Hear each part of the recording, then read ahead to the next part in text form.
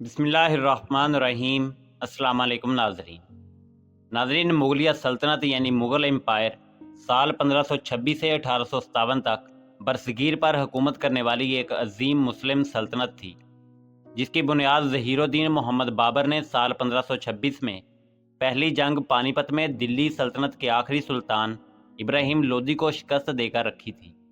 Mughal empire अपने अरूज पर तकरीबन पूरे बरसगीर पर हुकूमत करती थी, यानी मौजूदा दौर के अफ़गानिस्तान, पाकिस्तान, भारत और बांग्लादेश के ममालिक पर मुश्तमिल खित्ते पर मुग़ल हुक्मरानों का दौरा था, और मुग़ल हुक्मरानों का शाहाना लाइफ स्टाइल उनकी पहचान था।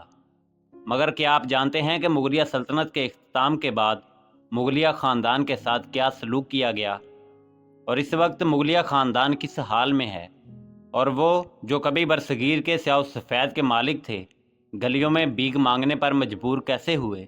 यही हमारी आज की वीडियो का मौजू होगा, और आज हम आपको मुग़लिया ख़ानदान के अरूज ज़वाल की इंतहाई इबरतनाक दास्तान सुनाएंगे। मगर वीडियो में आगे बढ़ने से पहले अगर आप हमारे चैनल पर नए हैं तो बराए मेहरबानी हमारा चैनल info@ali सब्सक्राइब करें, जहां आपको बिलखसूस इस्लामिक हिस्ट्री और बिलअमूम दुनिया भर की मुनफरद मालूमात पर मबनी वीडियोज़ मिलती रहेंगी। नाजरीन, ये बात है साल 1858 की, जब अंग्रेज़ों ने सिखों की मदद से मुग़लिया सल्तनत के आखिरी ताजदार बहादुर शाह ज़फ़र को गदर के मुकाम पर शिकस्त दी और दिल्ली पर मुकम्मल कब्ज़ा कर लिया। तो अंग्रेज़ों ने बहादुर शाह ज़फ़र को उनके अहले खाना समेत एक छोटी सी कोठड़ी में कैद कर दिया, और कुछ ही दिनों बाद अंग्रेज़ों ने उनके 20 में से 18 बेटों को सरेआम कत्ल कर दिया।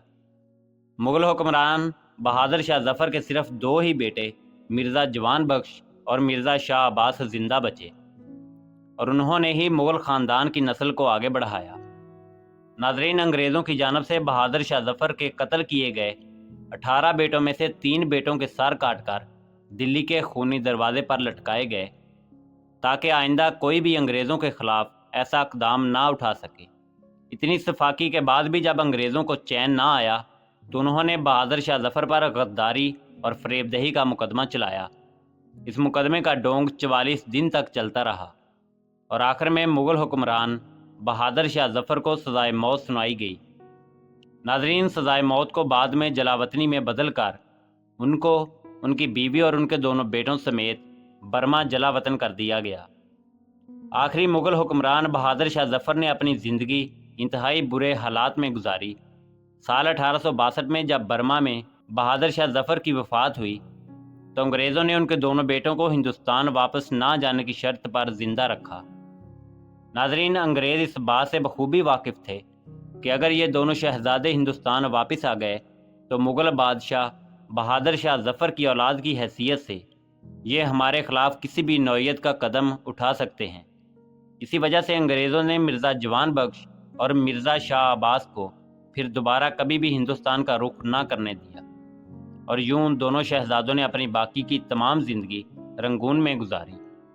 नाज़रीन, जहाँ तक उन दोनों शहज़ादों की अज़दवाजी ज़िंदगी का सवाल है तो बाद मौरख़ीन के मुताबिक मिर्ज़ा शाह अब्बास की शादी रंगून की एक सौदागर की बेटी से हुई, जिनसे उनकी कई औलादें हुईं, जो आज के दौर में भी गुर्बत की वजह से रंगून के एक इलाके में कच्ची गलियों की बदबूदार झुग्गियों में रहने पर मजबूर हैं। जबकि दूसरी तरफ मिर्ज़ा जवान बख्श का एक ही बेटा था, उसका नाम मिर्ज़ा जमशेद बख्श था।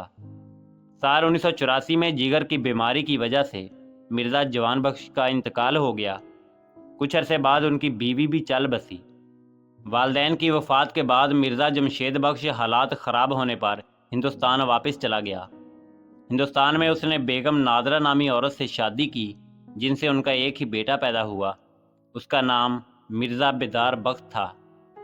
नाज़रीन, मिर्ज़ा बेदार बख्त अभी छोटे ही थे जब उनके वालदैन का इंतकाल हो गया, और वालदैन की वफ़ात के बाद मिर्ज़ा बेदार बख्त छोटे मोटे काम करके अपना गुज़र बसर करते रहे और अपनी असल पहचान सबसे छुपाए रखी। साल 1947 को आज़ादी मिलने के बाद मिर्ज़ा बेदार बख्त की असल शनाख्त के बारे में जब सबको मालूम हुआ तो उनको आखिरी मुग़ल हुक्मरान बहादुर शाह ज़फ़र के पड़पोते की हैसियत से हिंदुस्तान की सरकार की तरफ से भीख के तौर पर माहाना कुछ पेंशन दी जाने लगी।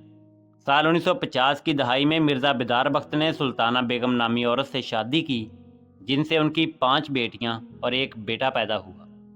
مرزا بیدار بخت جب تک زندہ تھے تب تک ہندو سرکار کی طرف سے کچھ روپے پنشن ملتی رہی، مگر ان کی وفات کے بعد ان کی بیوی اور ان کے بچوں کے لیے ہندو سرکار نے پنشن روک دی۔ ناظرین، پنشن بند ہونے کے بعد ان کی بیوی اور بچوں کے حالات مزید بدتر ہو گئے۔ ان سب حالات کو مد نظر رکھتے ہوئے مرزا بیدار بخت کی بیوی کو اپنے 6 بچوں کا پیٹ پالنے کے لیے کولکتہ کے ایک علاقے میں چائے کی دکان کھولنا پڑی۔ سلطانہ بیگم کو بہادر شاہ ظفر کے پڑپوتے کی بیوہ ہونے کی حیثیت سے ہندو سرکار کی طرف سے ایک سرکاری مکان بھی دیا گیا تھا، جو کہ 1983 کے اختتام تک ان سے واپس لے لیا گیا۔ ناظرین، سرکاری مکان واپس دینے کے بعد آخری مغل بہادر شاہ ظفر کے پڑپوتے کی بیوہ اور ان کی اولاد بھی کولکتہ کے ایک چھوٹے سے 2 کمروں کے مکان میں زندگی گزارنے پر مجبور ہیں۔ مغلیہ خاندان، جنہوں نے تقریباً 350 سال تک پورے برصغیر پر حکومت کی، آج ان کی اولادیں انڈیا اور برما کی گلی کوچوں میں انتہائی غربت کی وجہ سے در در کی ٹھوکریں کھانے پر مجبور ہیں، اور مغل شہزادے اور شہزادیاں ہندوستان کے چوک چوراہوں پر بھیک مانگ کر انتہائی مفلسی کی زندگی گزارنے پر مجبور ہیں۔ ناظرین، یہاں آپ کو ایک انتہائی حیران کن بات بتاتے ہیں۔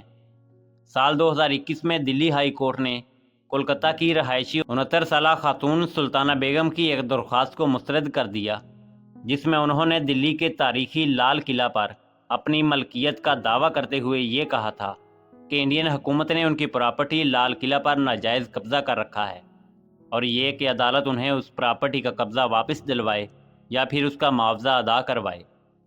سلطانہ بیگم کا دعویٰ ہے کہ وہ آخری مغل بہادر شاہ ظفر کے پڑپوتے مرزا محمد بیدار بخت کی بیوہ اور لال قلعہ کی قانونی وارث ہیں۔ ناظرین، لال قلعہ دریائے جمنا کے کنارے شاہی محل کے طور پر تعمیر کیا گیا تھا۔ شاہ جہان کے بعد آخری بادشاہ بہادر شاہ ظفر تک یہ مغلوں کا پایا تخت رہا۔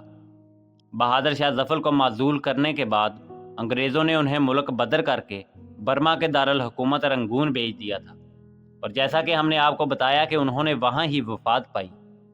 سلطانہ بیگم کے مطابق جب وہ 3 برس کی تھیں، اس وقت ان کے نانا انہیں لے کر کولکتہ آ گئے تھے۔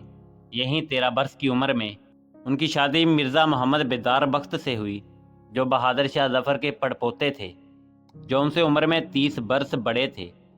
اب وہ بڑھاپے میں کرائے کے ایک چھوٹے سے مکان میں رہتی ہیں۔ لال قلعہ پر ملکیت کا مقدمہ دلی ہائی کورٹ میں چند مہینے پہلے سماعت کے لیے دوبارہ آیا تھا، مگر اب تک کوئی فیصلہ نہیں ہو سکا۔ ناظرین، یوں تو پورا ہندوستان مغلوں کی وراثت ہے، مگر مغلیہ خاندان آج بھی در در کی ٹھوکریں کھا رہا ہے اور بھیک مانگ کر زندگی بسر کر رہا ہے۔ ناظرین، اسی امید کے ساتھ اجازت دیجیے کہ آپ کو ہماری ویڈیو پسند آئی ہوگی۔ ملتے ہیں بہت جلد ایک نئی تاریخی، تحقیقی اور معلوماتی ویڈیو کے ساتھ۔ دیکھتے رہیے info@ali۔ اللہ رب العزت آپ کا حامی و ناصر ہو۔